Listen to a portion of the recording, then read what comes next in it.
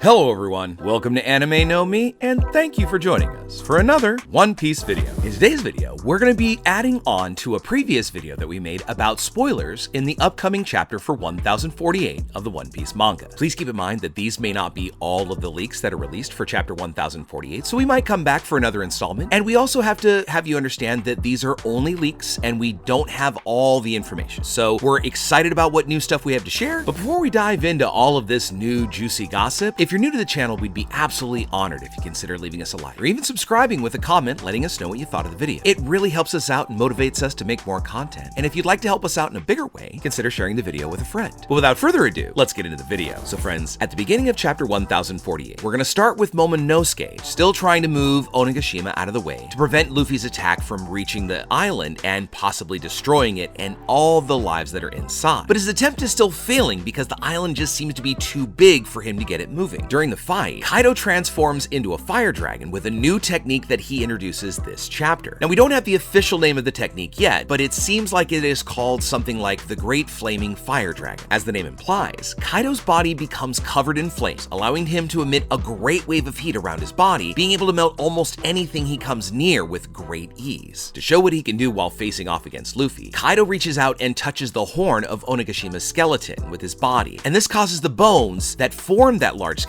to start melting quickly and destroy the horn completely. This demonstrates that Kaido's technique has an incredible amount of destructive power. And it's not known if the technique has a side effect for Kaido, since only at this moment it looks like he can demonstrate just damage to property. But we don't know what might be coming if he's turning his body almost into fire. We also don't know if Kaido is going to be able to hurt Luffy since using this transformation. But even though Kaido's getting stronger, Luffy hasn't been letting himself be shaken and is using his new attacks on Kaido to try and defeat him. But before we're able to see any resolution between Kaido's defense and Luffy's attack, we end up moving into the interior of the castle, where we see, more specifically, the samurai are fighting to decide Kaido's fate. The samurai start talking about Kaido's accomplishments and the disadvantages that would occur if they defeated him. But then Kawamatsu reminds everyone present about the evils that Kaido has caused during the past. He even mentions what happens after Oden's life was ended by Kaido's plans, which happened over 20 years ago. And then there's a flashback where Kaido finds out that Oden had a son. We don't have much more information about this flashback because the leak about this had very little information. But it is said that Oden's castle was burned down. The daimyos of the country of Wano then united to try and defeat Kaido and Orochi, but their strength just wasn't enough to defeat Kaido's great strength. It's revealed that among the daimyo, one of them is Tonoyasu, while it also shows that the other samurais that Yamato met in the cave during the past included Shimotsuki Ushimaru, who was indirectly an important character in this Wano arc. Soon after that, it's shown that all of these daimyo had been defeated, possibly single-handedly by Kaido, because he's the only one who possessed the great enough strength to defeat anyone who dared to fight against it. And once that happened, there was no one else to stop Kaido or Orochi's plan. And so they began to reign and turned Wano into their domain and treating all the people there evil and like they were pawns and worthless, and made them to obey objectives so that he could continue the plans that he had. But thanks to the union of Law, Luffy, Kid, and the swordsmen of Wano, this era of evil is really close to coming to an end, and with the defeat of Orochi and the fall of Kaido, this opens up a new dawn for the world of Wano. We next return to present moments, and where we see Orochi still has his body covered in flames. But unlike Kaido, who was using a new technique, Orochi was dying in pain from these flames. Because even though Orochi is transformed and in his complete form, his body doesn't have the capacity to resist this fire, and his body still might be quite fragile because of being crushed by rocks earlier before that. But despite all this pain, Orochi didn't let himself be shaken, and he still tries to go on and take out Hiyori and bring her with him. However, at the exact moment Orochi goes to attack Hiyori, Denjo appears in his way and protects her. And he appears in such a way that he cuts off Orochi's head, and possibly may bring the decree of Orochi's final end. Now, this is probably going to be the final end to Orochi, because we know that he's had many of his heads cut off, and this might just be the one that he can't come back from. And then this brings us to half the wishes from the citizens of Wano. And they'll see that with Orochi gone and other possibilities, Wano may see hope for the very first time in a long time. Changing scene again, we then see Luffy confronting Kaido. Now, there isn't much information about what exactly is going on, but it says that the chapter closes with Luffy and Kaido about to collide with their attacks, so that one of these two amazing characters may decide the final winner of the fight. So for now, my friends, these are the initial spoilers that we have. Now, we might see next chapter that Luffy will finally have the end to his confrontation with Kaido. Now, it seems that Kaido, with activating this new flame dragon power, this may be his final final level. And with him and Luffy fighting at maximum, we could see a final conflict and a resolution. But considering we see in the next chapter, we might not see until chapter 1050 who the actual winner is, where the narrator comes into the panel and actually announces the winner of the fight. But when the fight between Luffy and Kaido finishes, which it's starting to look better and better that Luffy might still be the winner, there's still some points that need to be resolved, such as the big question involving the island of Onigashima and what is going to happen to this big massive rock that could still potentially fall on top of the flower capital. So it's going to come down to Momonosuke and his ability to muster the courage to create his flame clouds, because it's got to be his strength alone that is going to keep the island aloft, because once Kaido's out, that's it. But as we've seen in previous issues, we see that Momo is still struggling with this lack of confidence and still feeling like a child, because let's never forget the fact that although he's now a large dragon and potentially a fully grown man, inside he's still that little kid. But one of the things that we think may be happening in a very, very near chapter is that with the release of the lanterns that came from the fire festival below, he will be joined by all the hopes and dreams of the people of Wano. And perhaps it will be in this moment where the fire from down below and the little fires of hope of his people come. That may be the very thing where he maybe even takes the flame from the lanterns to make his clouds, so that it is him and his people that hold that island aloft altogether. And with Momo able to move the island, we also got to consider what may happen with Luffy and Kaido. Now, since Kaido's come up with this big flaming defense, we got to wonder, is Luffy going to have a way around it? Just consider the silliness and the ridiculousness we've seen with Luffy's techniques since he's been in Gear 5. I mean, he's punched his way from